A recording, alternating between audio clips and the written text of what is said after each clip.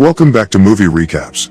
Today I will show you a sci-fi thriller film from 2011, titled Limitless. Spoilers ahead. Watch out and take care. There's loud banging on a metal door, leading to a fancy apartment with boxed up belongings. A tiny tour of the high-end apartment complex reveals two dead bodies. And on top of the building, standing right on the edge of a balcony, is Eddie. He takes 1 foot off the edge and he hears 2 gunshots in the next apartment over. His neighbor must have checked on the noise. Someone is screaming in front of Eddie's door to be let in. Eddie's disappointed in himself. Does he jump? A little over a year earlier, Eddie is walking down the street, looking completely different. He says he's a writer. Drinking midday in a bar, he's telling 2 guys about his novel, for which no one believes he has a contract for. It's a question if he believes it himself. Later, he's seen writing. Trying to write. Procrastinating. Until he finally leaves his apartment and goes out to drink again. A few weeks, if not even months, pass with him not writing a single word. Eventually, his girlfriend Lindy leaves him. Eddie thinks it's out of the blue, but she clearly doesn't. He gets ready to propose to her, but she reminds him of the last time he was married, to Melissa. That marriage didn't work out that well. Later, he's walking home, feeling bad about himself in general, when he sees his ex-brother-in-law, Vernon. Eddie's not excited to see him. After a little chit-chat, where they both lie to each other a bit about what they're doing, Vernon convinces him to have a drink together. They go to a bar and he tells him about how Melissa is doing. Then they start talking about Eddie's creative problems and Vernon suggests he can help him. He shows him the drug he's selling. It's some kind of magic designer drug that supposedly can help you access your whole brain. Eddie doesn't think it can help him. Vernon needs to leave, so he gives him his business card and a sample of the expensive drug for free. On his walk home, Eddie is still wallowing in self-loathing, when he decides to take the drug.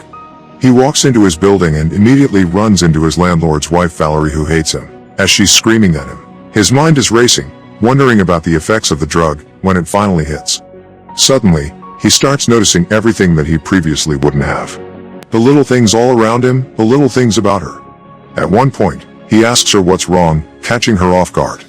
They start talking about her studies, as he begins accessing different memories in his mind that he didn't even know he remembered. He offers to help with her essay as she starts warming up to him. And when the essay is done, they have intercourse. He walks into his apartment and suddenly realizes how filthy and disgusting it is. So he starts cleaning and fixing it up, putting everything in its place, until it looks like an actual place someone would live in. The drug has made his mind perfectly clear. So he does the one thing he knows he should be doing with a clear mind, writing. And this time, he's actually doing it. The next morning, Eddie wakes up and feels that the drug has completely wore off. The good news is that he still has the pages he's written from his novel, so he goes to see his publisher. Eddie asks her to read the unfinished manuscript and promises to return the advance if she doesn't like it. As soon as he gets home, he has 3 new messages from her, saying that what she read was brilliant. Eddie thinks to call her back, but instead goes to see Vernon. He opens the doors for him, looking like someone has roughed him up, and lets him in reluctantly. Vernon knows why he's there and tells him that he'll give him more of the drug, but that first he has to run some errands for him. Eddie goes to get his dry cleaning and pick up some breakfast, but when he comes back he finds the apartment door open. The place is completely ransacked and Vernon is on his couch. Eddie walks over and sees that he's dead.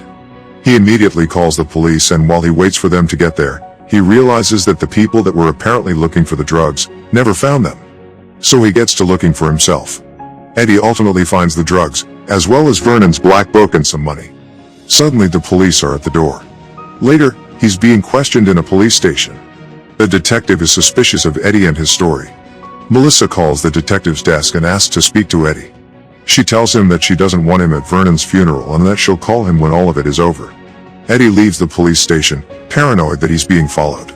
He gets home, counts the money and takes 1 tablet, which kicks off a montage of him completely rediscovering himself and the power of the drug. First, he gets a haircut at new clothes, finishes his novel and delivers it to his publisher. He learns the piano in 3 days and also learns to speak new languages with little effort, then uses them to pick up women. Suddenly, he can use math to win at poker. He knows what combination of drugs his aunt with cancer needs. He can talk business with Wall Street types and impress everyone with his wit. He even gets an offer to work for one of them. Eddie makes new friends, rich ones with private jets and poolside manors that he vacations with. But he starts getting reckless and he needs more and more adrenaline rushes. At some point, he has an epiphany of what he needs to do, and it's not writing.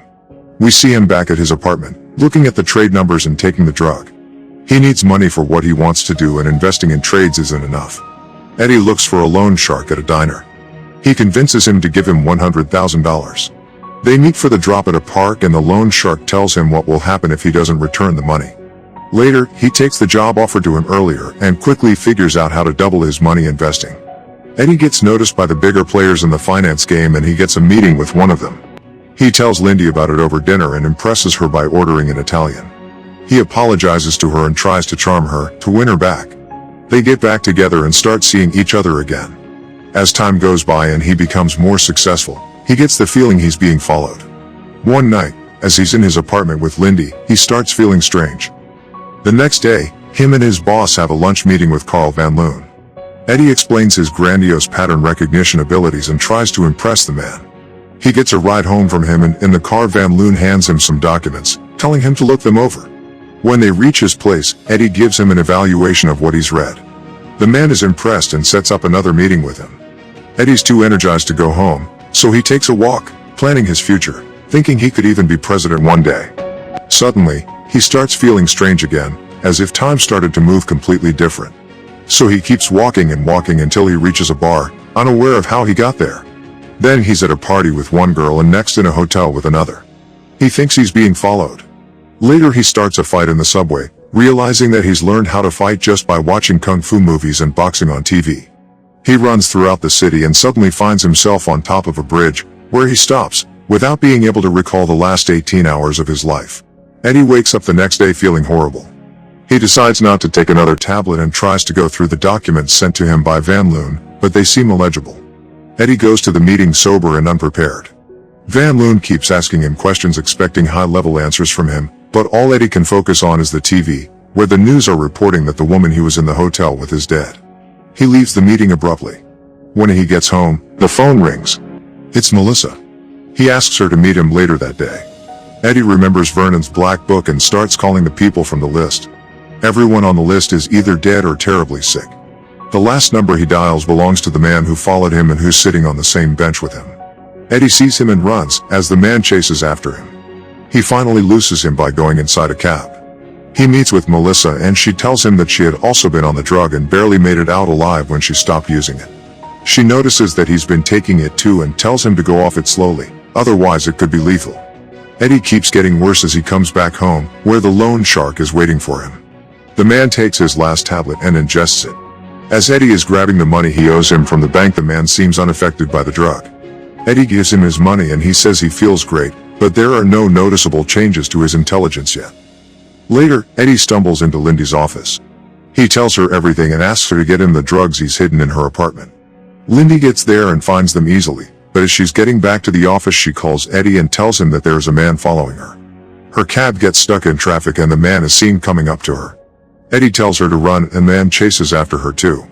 Lindy runs into a park and asks two guys to help her. The man walks up to them and stabs them both as she runs away again.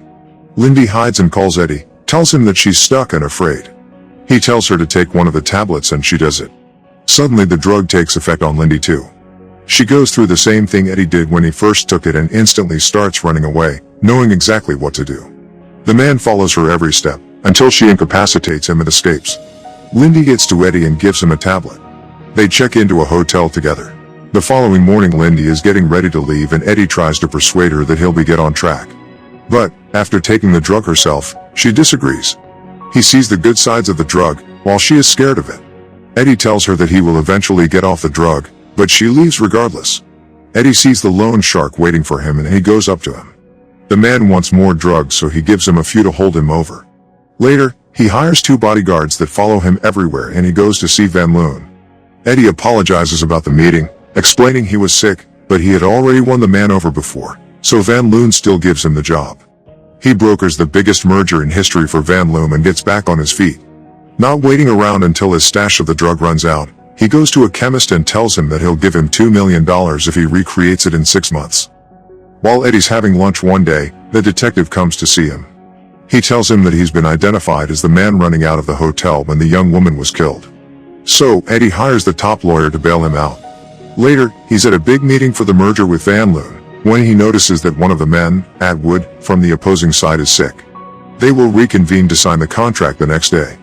After the meeting, Eddie talks to Van Loon and he threatens him not to make him his competition, explaining that whatever makes him that good at his job is a gift, not something earned through hard work. Eddie goes back to the hotel, finding his room trashed. He buys the fancy apartment that was seen in the beginning of the film. Later, he runs into the loan shark again, who's completely transformed. He tells Eddie to bring him more tablets or he'll tell his boss about his trouble with the police. The next day, Van Loon and Eddie are waiting for Atwood to come in and sign the documents for the merger. When he doesn't show up, his wife comes to their offices to tell them that he's sick, but as soon as he's better he will sign the contract. The two of them walk her out, and as she's going into the car, Eddie sees that the man who's been following him is getting inside the car with her. Her husband was sick because of the drug. Eddie meets his lawyer in a police station and gets into a lineup. Thankfully, he doesn't get picked out. He leaves the loan shark waiting and instead goes back to the Van Loon office, who's watching the news. They're reporting about the merger. His new boss is angry about it, but tells him that Atwood is dying. He's worried about the merger. Eddie realizes that he needs to take another tablet and leaves, but can't find his stash. He comes back to the office, when a package comes for him. As Van Loon keeps pushing for information he thinks Eddie has, he opens the package to find the severed hands of his bodyguards inside. He rushes out and goes back to his apartment. There he listens to the news where Atwood's wife is giving a statement, rather lying about the merger. Her lawyer takes over the interview, which is also his lawyer. The doorbell rings and it's the loan shark, asking him to open the door. Next, Eddie is seen standing on the edge of his balcony. He doesn't jump. He tries to remember where he could have left one more tablet and scrambles to find one. When he does, he ends up dropping it in the same moment that the loan shark walks into his apartment. His goons grab Eddie and sit him down, as he explains that he uses the drug dissolved in a solution and injected through a vein. He shoots up and tells his men to find Eddie's stash, while he tortures him for the information. The goons are trying to open up his safe, so they don't hear when Eddie stabs their boss as he leans over. He kills him, then drinks his blood to get a fix of the drug. It works, so he knows how to fight off the goons. He takes down one of them and then the other. Meanwhile, Atwood dies at the hospital. Eddie goes there and is seen sitting down next to the man who followed him. Later, the same man helps him find more drugs in the apartment of the lawyer, who took Atwood's stash for himself. 12 months later, Eddie has a book out and is running for the Senate. Van Loon is waiting in his office. They chat a little, but Van Loon tells him that he knows about the drug. He tells him that he shut down his lab that morning and that he can supply him with the drug in the future if he agrees to work for him. They leave the office to get lunch together, but Eddie refuses to get in the car as well as work with Van Loon. Eddie tells him that he learned how to change the drug, how to get off it while keeping all of the positive effects. He can see everything, he's unstoppable. Eddie refuses any possibility to work with Van Loon and sends him on his way. He walks to a restaurant and meets with Lindy there. Make sure to subscribe and turn on notifications so you can watch more videos like this. Thanks for watching.